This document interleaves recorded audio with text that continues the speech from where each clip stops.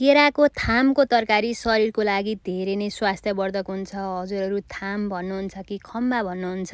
हेर्नुहोस् त, मैले 2वटा केराको थामलाई लिएँ। यो चाहिँ तरकारी खानको लागि रेडी छ। अब यसको मेन काम भनेको चाहिँ यसलाई राम्रोसँग केलाउनु नै हो। केलाउँदै गइसकेपछि चाहिँ बीचमा एउटा तरकारी खाने भाग हुन्छ।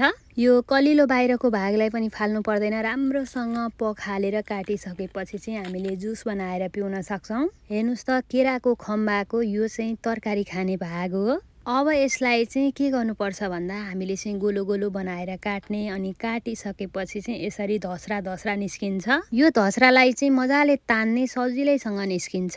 केलाउन त्यति धेरै गाह्रो पनि छैन, अनि चाहिँ आफूलाई मनपर्ने साइजमा काट्ने हो। ल हेर्नुहोस् त, यसरी तन्काउँदा सजिलैसँग तन्किन्छ। पानीमा अलिकति बेसा र नुन राखेर आफूलाई मनपर्ने साइजमा यो केराको थामलाई चाहिँ टुक्रा टुक्रा बनाएर त्यसैमा राखिदिने। अब म अर्को भाग पनि काटेर हजुरहरूलाई देखाउँदैछु। ल हेर्नुहोस् त, काट्ने बित्तिकै यसरी तानिन्छ। यो केलाउन केही पनि गाह्रो हुँदैन। यसरी तानिसकेपछि चाहिँ सर्लक निस्किन्छ।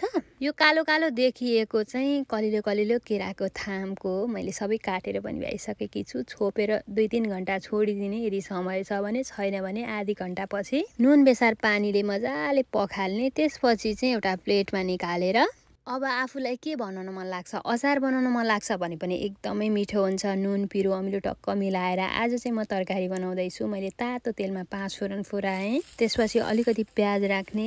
एकैछिन भुटिसकेपछि यो केराको थामलाई चाहिँ जति राम्रोसँग भुटियो त्यति नै मिठो हुने भएको हुनाले अलि निकै बेर भुट्छु म। त्यसै गरी मैले राखेँ हरियो खोर्सानी। अब त्यही हो, यसलाई चाहिँ मजासँग चलाइ राम्रोसँग भुट्ने। हजुरहरूले चाहिँ आलु राखेर पनि भुट्न सक्नुहुन्छ। मैले अलिकति बेसा राखेँ। स्वाद अनुसार नुन, कुटेको अदुवा लसुन, मसलाहरू आफूलाई के राखेको मनपर्छ सबै थरी राख्न सकिन्छ। हजुरहरूले प्रेसर कुकरमा बनाउनु भयो भने पनि एकदमै मिठो हुन्छ। दालमाथि राखेर पनि सिटी लगाउन सक्नुहुन्छ। मैले राखेँ टमाटर, त्यसै गरी जिरा धनियाँको धुलो राखिसकेपछि अब सर मजाले चलाउने। केराको थाम पाक्न चाहिँ अलि टाइम लाग्छ। त्यसैले गर्दा हजुरहरूले सुरुमै प्रेसर कुकरमा बोइल गरेर आलु केराउ राखेर पनि ग्रेभी बनाउन सक्नुहुन्छ। अब म पानी राख्छु। त्यसपछि सर मजाले चलाउने। त्यसपछि राम्रोसँग पाक्ने नै गरी पकाउनु पर्ने हुन्छ। पिसाबको समस्या छ, पथरीको समस्या छ, मृगौला सम्बन्धी समस्या छ भने हजुरहरूले चाहिँ केराको खम्बाको जुस बनाएर पनि पिउन सक्नुहुन्छ। यसरी तरकारी बनाएर पनि खान सक्नुहुन्छ। नुन पिरो अमिलो टक्क मिलेको अचार पनि बनाउन सक्नुहुन्छ।